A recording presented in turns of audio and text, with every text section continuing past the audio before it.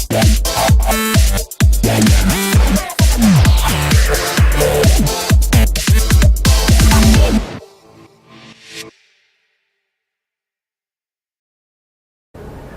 I'm Paula D'Andrea for Rock Your Life TV, and today you're going to get unstuck with the help of my friend Michael Stevenson. I'm so happy to have him here because this guy is like, he's creative, he's energetic, he coexists, and he's just like rocking everybody's world with his own systems and also a little bit of background in NLP as well. Yeah. This is his book, Unstuck, the Owner's Manual for Success, and he's going to tell you in a second how you can hook yourself up with that. Mm-hmm.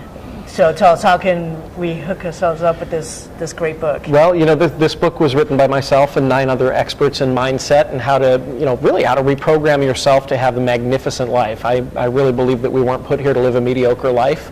That, you know, you look at the odds, as Les Brown says, you look at the odds at 6 million sperm to 1. You outswam all the other ones, and to become who you are. The odds of you coming to this earth are so profound for you to get here. I don't believe we were meant to live a mediocre life here. We were meant to live a magnificent life.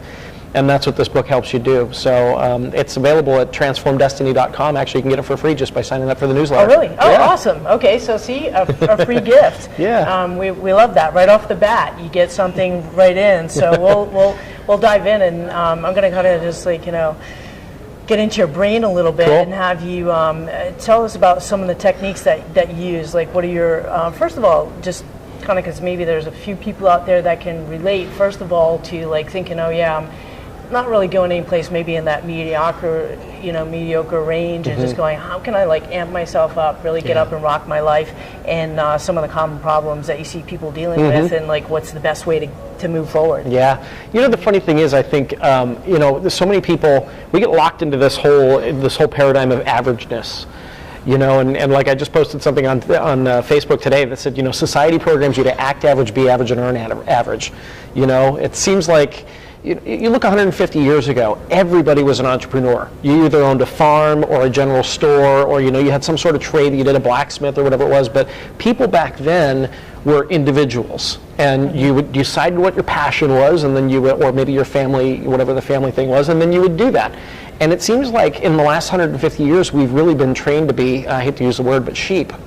You know, you've been trained that it's your job to, you know, you go get your education, and they tell you all you have to do is you just go this many years of education, you get a little piece of paper, and then you go get a job, which you need in order to survive. But by the way, they don't tell you to get a job you love, because it's not ever part of the equation. No, and you know, and that's so true, Michael. I love that you brought that up. It's like, and also I actually kind of come from a family background where, you know, of alchemy. Both my grandfather and father were pharmacists, and I grew up, you know, since I was 8 in a local pharmacy at a soda fountain. You know, had that slice of life of doing all Old that. school. Saw them, you know, mixing the compounds and all that kind of stuff. So I, you know, being in a family business and stuff, kind of had that entrepreneurial edge for a bit, and you know, have followed through on that. And, you know, just maybe a couple of times had a job where I did that. I have a college degree, but I think there's so many things that get overlooked along the way that it's not. And definitely with the way that the world is changing now,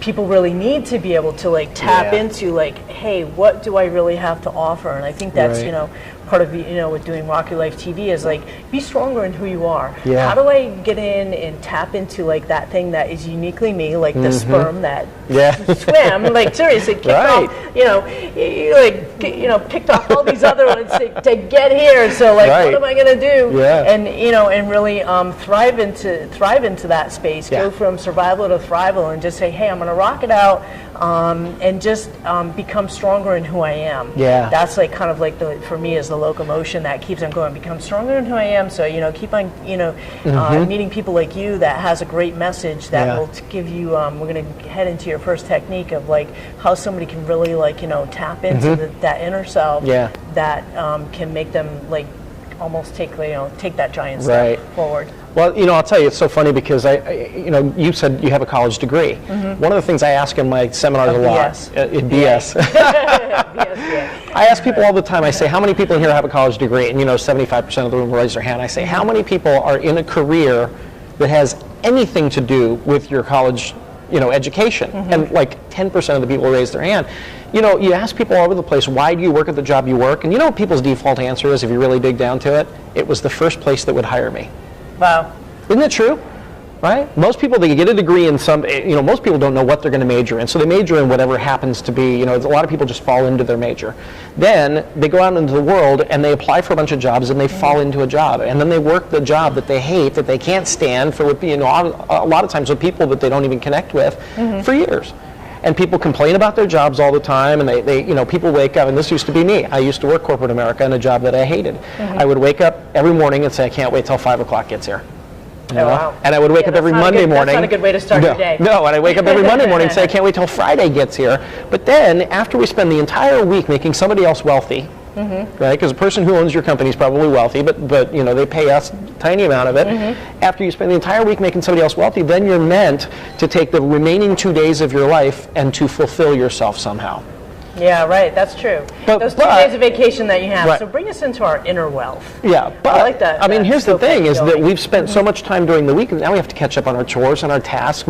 Most people want to catch up on extra sleep, so we end up with what, 2 to 4 hours every week that we actually get to spend on ourselves. And most people sit in front of the TV and veg out. Yeah. And so it's like, you know, what can you do in your life? And this kind of comes back to the first principle that I teach, which is what can you do in your life to be at cause for your life rather than living at the effect of everything around you. And this is one of the things, if you look at, you know, Napoleon Hill, or you look at Greg Reed or Larry Broughton, or some of these people that have interviewed some of the top, most successful people in the world, one of the things you'll find is that overwhelmingly all successful people, and I don't care whether it's success money-wise or whether it's success in love or whether it's success in fitness, or success can be measured in many different ways. Sure. One of the biggest things is that they all have a common trait, that they are at cause for what happens in their lives. You look at somebody like Richard Branson, for instance. Right. You know, Richard Branson is the kind of guy that every time he says he's going to do something, everyone around him tells him, that's crazy, you can't do that. You can't send people into space. Well, he's coming out with Virgin Galactic. It's going to be the very first commercial you know, company that sends people to space. Love that. And I love him. Oh, he's amazing. Like, he's brilliant. We need more people like that. What I say is that, you know, is actually, you know, get active and participate in your life. Yeah. So it's really about that. So, you know, I also work as, you know, in coaching and so forth, is, you know, meet a lot of people who are stuck at a certain spot. And usually it's revolves around a story that they've been telling themselves for a long time. It could be associated, hey, I've been in that same place. Yeah. So, you know, I'm not like sitting here and spouting off. So I say it to let you know that you can get somewhere else. Yeah. And Michael has got some really, really proven, you know, like really sound and proven techniques. I'm going to ask him to share right now. When someone is looping around in that story, and it's almost like they're like they don't even know it. They're like their body is doing something, their mind is doing something, and they're just kind of like caught in something because they've been conditioned. Yeah. So take us away to get unconditioned and unstuck. Usually one of the first things you can do, and it sounds really simple, but it works, is change your physiology. If you're stuck in some way, change how you feel physically. In other words, get up out of your chair. If you're stuck in a problem at your desk and you can't seem to solve the problem, it's amazing what just getting up out of your chair and moving to a different place will do for you. If you're stuck in a pattern in a relationship, for instance, where every time this happens, then I do that, just change your physiology. Get out of the room or change the pattern in some way. This is one of the big things we teach in NLP, is to interrupt the pattern. Because we humans, we are a lot like records. You know, if you remember back in the old days, those little plastic things they had called records, and most people don't remember these anymore. You put a record on. You know, I got my first record player when I was 5 years old. I had Arthur Fonzarelli on the cover going, hey, you know. And my parents would buy me records at the used record store, and I'd put them on. Of course, I was 5 years old, so I wanted to play a song. What did I do? I went, Arr! And I would scratch the record, and the problem is, once you scratch a record, what happens? That's it. It's done. You can't ever play that song again, because the minute you try to play the song, it skips. We humans are exactly the same way. The behaviors that we have and the feelings that we have and the thoughts that we have are very much like records that have been grooved into our brain. And if you interrupt that pattern, you actually scratch the record and you can't play the old pattern anymore. So, you know, that's one technique right there for just, you know, literally figuring out what is this pattern that's going on in my life, and the next time it happens, scratch the record, go do something else instead. I love that, because I have a Fresh Start program, and because for me, what I would find, you know, I was in fitness training for a long time prior to doing, you know, and lateraling with my coaching, and I look at it, I've been coaching my whole life, and getting into that, but I noticed that, you know, people would try to change habits, and they would try to, you know, fit their fitness in, and it's like, so now I say is just like really like be the fit that fits in your life. Yeah. You know, I mean that's really what it's about, and it's like, and they're trying to change these habits, and it never happens because, first of all, a lot of times what happens is that, I don't know, somebody watching, you may, you know, struck a chord here, is that you're substituting things. Yeah. So it's like, oh, I'm not going to do this anymore, but I'll do this instead. Yeah. So it's like a trade-off, and you're doing that, but you aren't ever like really getting to the root of what's happening. So I love what you're saying about,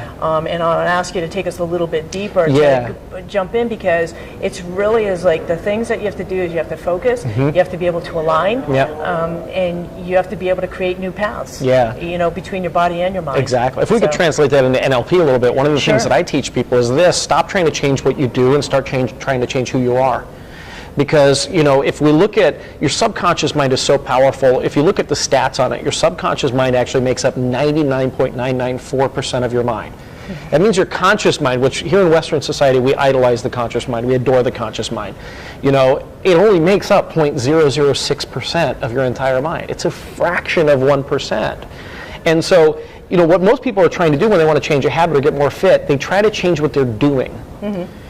And that's going to get you very little result. It's the most conscious thing that you could do to try to change your behavior. But instead, if you start changing who you are, start changing your identity. And what happens is there's a trickle-down effect. When you change yourself at the subconscious level like that, it trickles down. Your behaviors will start to change automatically. Yeah, it's so true, and that's a thing too. Is that, and then in the process too, what I find is that a lot of times when you know, I notice it mostly with private clients and so forth, when we're working, when they're able to like pop something, where, you know, it's we go in and kind of excavate a little bit, and something like that, it really, like, you know, they have this thought that probably they haven't voiced in I don't know how long, or made the connection, you know, because I'm a good connect the dots kind of person. So so when they do that, it's just like, you know, in their whole body, it's like their whole physiology changes. Unlocks it and lets it out. Exactly. Speak to that a little bit with me about with what you do. You know what? I mean, it's amazing because you're exactly right. You know, I notice that there are people, one of the things that I demand of when I see my clients one-on-one, and I actually make them sign a paper saying that they will do it, is that they be not only honest with me, but open with me. And what that means is that when I'm working one-on-one with somebody, I want them to tell me the things that they wouldn't tell their parent, that they wouldn't tell their spouse, that they wouldn't even tell their you know it's true. They wouldn't even tell the priest in confession, you know, because those are the kinds of things that we lock up inside of us. We bottle them up, and then what happens is we respond to the reaction of that bottling it up. And that oftentimes creates so many negative ripples in our life that people try to solve the ripples rather than trying to solve what they're actually locking up inside of them. So that's really powerful. I love that. That's extremely powerful. And you know what I have to say is that one of the best parts about, you know, doing, you probably find the same thing, is that that somebody really, like, you know, can get into that space with you. I mean, I feel honored to have people be able to, like, really just let themselves go, like, in a way, because I think we, you know, everybody definitely has that side of themselves. Not only is it that what you find, you know, I found this when my sister passed, is that I started to be friends with a lot of her friends, and they all knew her in a different way. It's funny how we show different sides of one another to each other, and then along with that too, and then you have different conversations with people, and then you have different conversations with yourself. And there are the things that are kind of like, you know, sacred, but they're also the things that can keep you stuck.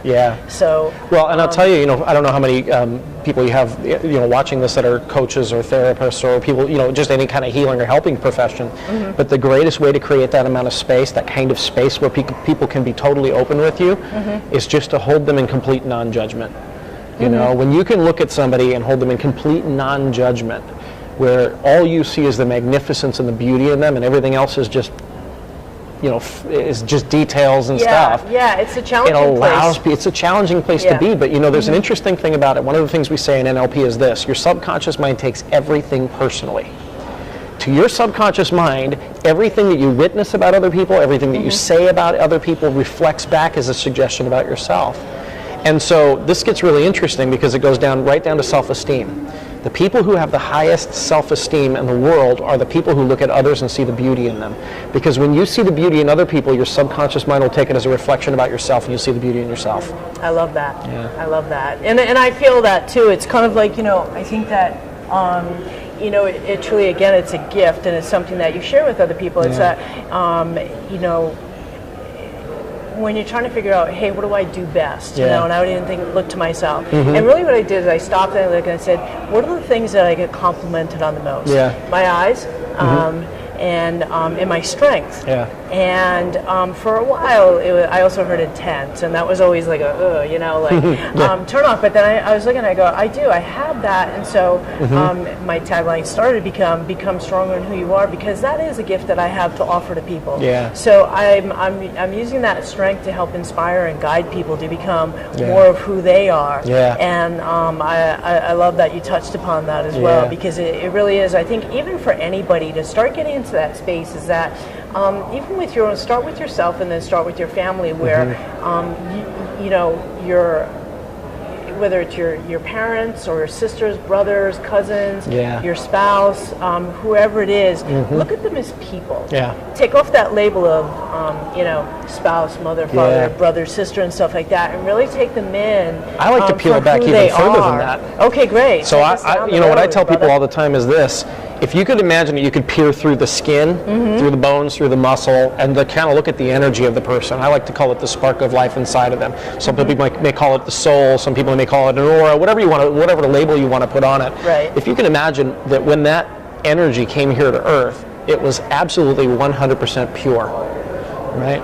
I don't personally believe that people come to this earth with a soul that is a child abuser or a child molester or a murderer. I don't think that people come to the earth in that fashion. I think that people come to earth and they have circumstances and things that were done to them that tend to create a lot of times negativity. We all have things that happen to us that create negativity. We wish we weren't negative, and we wish we didn't have negative attributes, but it happened to us. And so a lot of times what we do is when we look at somebody else, we judge them by their actions. We don't necessarily look at how did they become this way, right? So what I like to do is I like to peel all those layers back, not just the labels of, you know, mom or dad or whatever, but to peel it back and say, let's look at beyond this person as even a human and look at the spark of life that was put in them as pure. Absolutely pure. And if we can help people, if we can connect with people in a way that connects with that pureness, then we can get through to people, really get through to people. Yeah, I love that, Michael. Thank you so much. That was beautiful. And I love that. It's kind of like it's the bliss spot. And I think probably where you see that the most is in a newborn. You know, you know, they just kind of have that like, you know, type of thing. And it's like, you know, then all these other things set in, and you get that. The human condition. I love that. I love that. So, I'd love you to add one more tidbit for us if you would, but I would like to make a strong point, just really get into what's pure for you.